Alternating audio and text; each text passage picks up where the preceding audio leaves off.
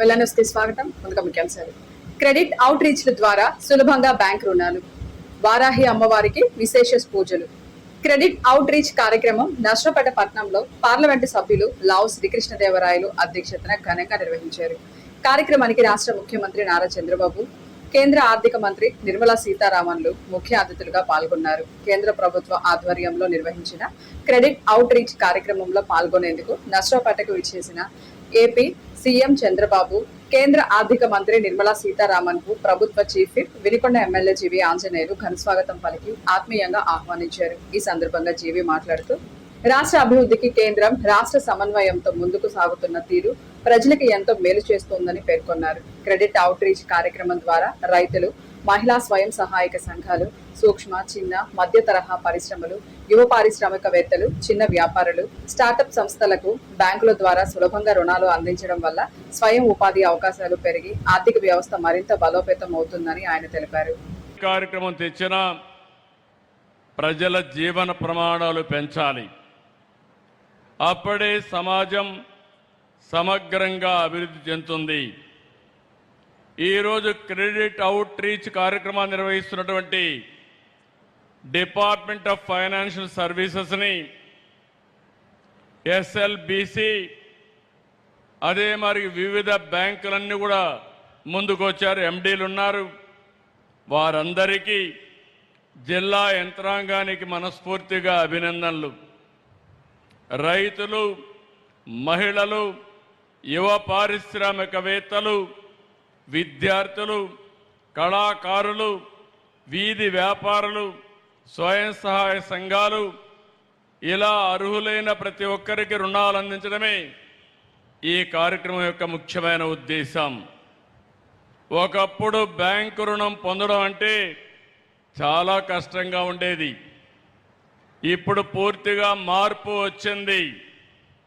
ప్రజల వద్దకే బ్యాంకులు వెళ్ళి మరీ రుణాలు అందించడం, ఇలాంటి రుణమేళాల్ని నిర్వహించడం గర్వకారణం.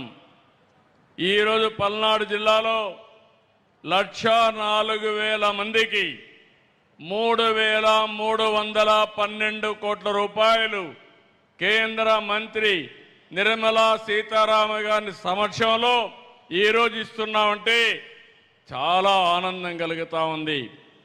ఒక్కొక్క కుటుంబానికి 5 మందిని లెక్క పెట్టుకుంటే పల్నాడు జిల్లాలో 5 లక్షల మందికి సహాయం చేసే ఏకైక కార్యక్రమం ఈరోజు బ్యాంకు రుణాలని మరొక్కసారి మీ అందరికీ విజ్ఞప్తి చేస్తున్నాను. ఒకటి కాదు, వ్యవసాయ రంగం 84,893 మందికి 2,363 కోట్ల రూపాయలు రుణాలు. ఎంఎస్ఎంఈ రంగం 4,449 యూనిట్లకి 335 కోట్లు. గృహ, విద్య, వాహన, సౌర విద్యుత్ వంటి వాటికి 15,228 ఖాతాలకి 624 కోట్ల రూపాయలు. వీటిలో వివిధ పథకాల కింద ఈరోజు 2,500 కోట్ల రూపాయలు లబ్ధిదారులకు ఇస్తున్నారు.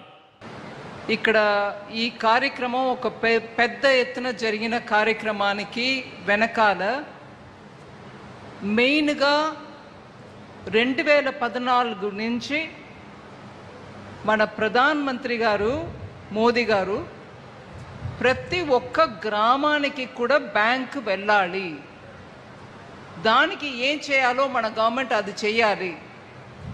గ్రామం వరకు బ్యాంకు వెళ్ళడం మాత్రం కాదు, అక్కడ ఉన్నటువంటి ప్రతి ప్రజానికానికి వాళ్ళ వృత్తి ఏంటో, అది వ్యవసాయం అవచ్చు, పొలాల్లో పని చేసేది అయి ఉండొచ్చు, మత్స్యకారులు అయి ఉండొచ్చు, లేదు చేనేత కార్మికులు ఉండొచ్చు, వాళ్ళందరికీ కూడా బ్యాంకు సదుపాయాలు అందుబాటులో ఉండాలి అని ముందు నుంచి చెప్తున్నారు. 2019లో ఫైనాన్స్ మినిస్టర్గా నన్ను పంపించినప్పటికీ బ్యాంకుల పరిస్థితి ఇంకా మెరుగుపడాలి, ముందు ఉన్నటువంటి యూపీఏ టైంలో ఉన్నటువంటి ఎన్పిఏ నాన్ పర్ఫార్మింగ్ అసెట్స్ చాలా ఉండడం వల్ల బ్యాంకులు కూడా అంత గట్టిగా లేరు. కానీ బ్యాంకుల్ని కరెక్ట్గా దారికి తీసుకొచ్చి వాళ్ళు నష్టం పొందకుండా ఇంప్రూవ్మెంట్ తీసుకొచ్చినప్పటికీ ఇప్పుడు జనానికి ఒక్కొక్క ఊర్లో వెళ్ళి వాళ్ళు ఏం పని చేసి ఉన్నా కూడా వాళ్ళకి బ్యాంక్ ద్వారా సదుపాయాలు అందించండి అన్నారు.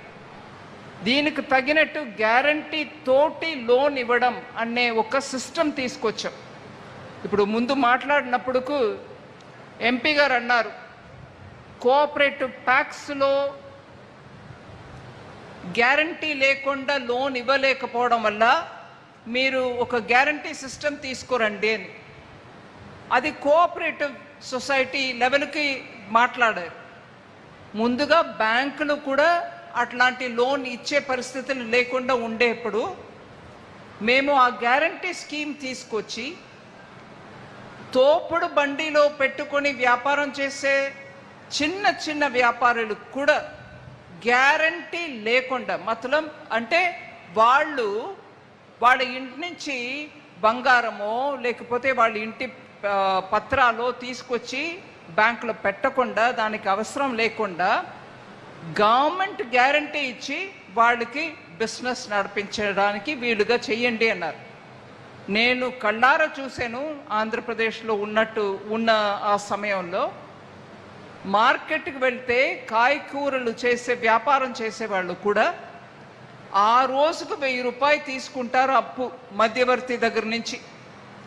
ఆ అప్పు 1000 రూపాయలు తీసుకున్న ఆ సమయంలోనే 900 రూపీసే తీసుకుంటారు. అంటే 100 రూపాయలు అనుకోండి మీరు తీసుకునేది, మీ చేతిలో ఆ డబ్బు పెట్టినప్పుడు 90 రూపాయలు ఇస్తారు. 10 రూపాయలు చేతిలో పెట్టుకొని మీరు 90 రూపాయలు తీసుకెళ్ళండి. కానీ సాయంకాలం మీరు బిజినెస్ చేసుకొని వెనక వచ్చినప్పుడు మళ్ళీ 100 రూపాయే తిరిగి ఇవ్వాల్సి వచ్చింది. ఇట్లాంటి మధ్యవర్తుల ద్వారా లోన్ తీసుకుని బిజినెస్ నడపడం చాలా కష్టం. దాంట్లో మీకు మిగిలే డబ్బు ఏముండదు. ఇవన్నిటిని ఒకసారి కూర్చొని మాట్లాడుతున్నప్పుడు ప్రధానమంత్రి గారు చెప్పారు, మనం గ్యారంటీ ఇచ్చి చిన్న చిన్న బిజినెస్కి వాళ్ళ చేతి నుంచి బంగారమో ఇంటి పత్రమో తీసుకోకుండా లోన్ ఇవ్వలేమా అన్నారు. ఆ సిస్టమ్ తీసుకొచ్చినది ప్రధానమంత్రి మోదీ గారు.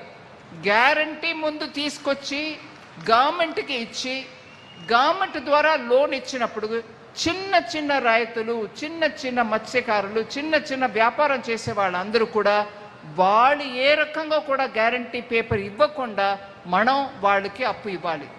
అది కూడా రేట్ చాలా తక్కువ రేట్లో ఇవ్వాలి.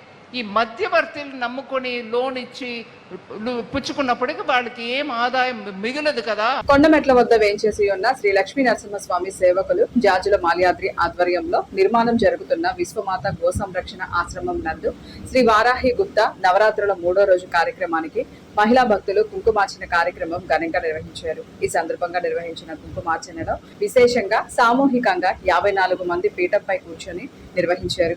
కార్యక్రమానికి స్థానిక న్యాయవాది, ex AGP government hospital development chairman Pothuluri Saidarao దంపతులు కుటుంబ సమేతంగా పాల్గొని అమ్మవారికి పసుపు కుంకుమ సమర్పించి శ్రీ స్ఫటికి రామలింగేశ్వర స్వామి వితరణగా సమర్పించిన దంపతులు కంచెర్ల ఏడుకొండలు ధర్మపత్ని ఝాన్సీ లక్ష్మి, వారి కుమారుడు వెంకటేశ్వర శివకిషోర్, ధర్మపత్ని సునీత, వీరకుమారుడు విక్రమ్ విహాన్లను ప్రత్యేకంగా వారు అభినందించి దుశాల్వాలతో సత్కరించారు. ఈ సందర్భంగా వారు మాట్లాడుతూ ఈ కొండ శ్రీ రామలింగేశ్వర స్వామి కొండగా సాక్షాత్తు రాముల వారు ప్రతిష్ఠించిన విశిష్టతను వారు భక్తులకు వివరించారు. అనంతరం నిత్య అన్నదాన కార్యక్రమాన్ని ఇక్కడ నిర్వహిస్తున్న అన్నదాన సేవకులు జాజుల మాల్యాద్రిని అందరినీ ప్రత్యేకంగా మహిళలను అభినందించి తొలి ఏకాదశి పండగకి సంబంధించిన కార్యక్రమానికి ఈ రోజు అంకురార్పణగా కొబ్బరికాయ కొట్టి ప్రారంభించారు. ఘాట్ రోడ్డు అభివృద్ధి కమిటీ సభ్యులు జెట్టి శ్రీనివాసరావు, నష్టపేట నుండి బత్తుల రాఘవమ్మ, వేమూరి మణి, పాటిబండ్ల అంజమ్మ, గోవుల కృష్ణవేణి, ఏటుకూరి కృష్ణవేణి, పత్తి భ్రమరాంబ, నాగలక్ష్మి, కాకుమాను రామారావు, పిచ్చయ్య, తారక్, రాము, వెంకటేశ్వర్లు తదితరులు పాల్గొని ప్రత్యేక పూజ కార్యక్రమాల అనంతరం న్యాయవాది సైదారావు కుటుంబ సభ్యుల చేతుల మీదుగా అన్నదాన కార్యక్రమాన్ని ప్రారంభించారు. State Bank of India, ADB బ్యాంకులను నష్టపేట రీజనల్ ఆఫీస్ పరిధిలోకి తేవాలని కేంద్ర ఆర్థిక శాఖ మంత్రి నిర్మలా సీతారామన్ బీజేపీ నేత మేడం రమేష్ కోరారు. వినుకొండపట్నంలోని State Bank of India ADB శాఖలు వినుకొండ 90 కిలోమీటర్ల దూరంలో ఉన్న ఒంగోలు ఆఫీస్ పరిధిలో ఉన్నాయని, వినుకొండ చుట్టుపక్కల రూరల్ ఏరియాలో ఉన్న స్టేట్ బ్యాంకు బ్రాంచ్లు అన్ని వినుకొండకు 40 కిలోమీటర్ల దూరంలో ఉన్న నర్సరావుపేట రీజనల్ పరిధిలో ఉన్నాయని, అయితే నర్సరావుపేట రీజనల్ ఆఫీస్ మేనేజర్గా ఉన్న రవికుమార్ పేదలకు సహాయం చేయడంలో, లబ్ధిదారులకు లోన్లు అందజేయడంలో ముందంజలో ఉన్నారని, ఏదన్నా సమస్యపై ఫిర్యాదు చేయాలన్నా నర్సరావుపేట దగ్గరలో ఉంటుందన్నారు. ఈ ప్రాంత ప్రజలు రవికుమార్ సేవలను స్వాగతిస్తున్నామని, అయితే ఒంగోలు రీజనల్ ఆఫీస్ పరిధిలో ఉన్న వినుకొండపట్నంలోని State Bank of India ADB బ్యాంకులు ప్రజలకు లోన్లు వెనుకబడ్డాయని, లబ్ధిదారులు అనేక సమస్యలను ఎదుర్కొంటున్నారు. ఈ బ్యాంకులు ప్రజల మన్నలను పొందలేకపోతున్నాయని, ఎవరైనా బ్యాంకు లబ్ధిదారులు ఈ బ్యాంకు పరిధిలో ఉన్న ఒంగోలులో ఉన్న ఆర్ఎంకు తెలియజేయాలంటే చాలా ఇబ్బందులు పడవలసి వస్తుందన్నారు. అనంతరం వినతి పత్రాన్ని పల్నాడు జిల్లా బీజేపీ మాజీ ప్రధాన కార్యదర్శి మేడం రమేష్ తో పాటు బీజేపీ రాష్ట్ర కిసాన్ మోర్చా కార్యక సభ్యుడు శివాది వెంకయ్య, వినుకొండపట్నం బీజేపీ నాయకులు మారిశెట్టి మహేష్లు అందజేశారు. ఇంతటితో వెళ్లాను సమాప్తం. తిరిగి రేపటి వెళ్లానులో కలుసుకుందాం. నమస్కారం.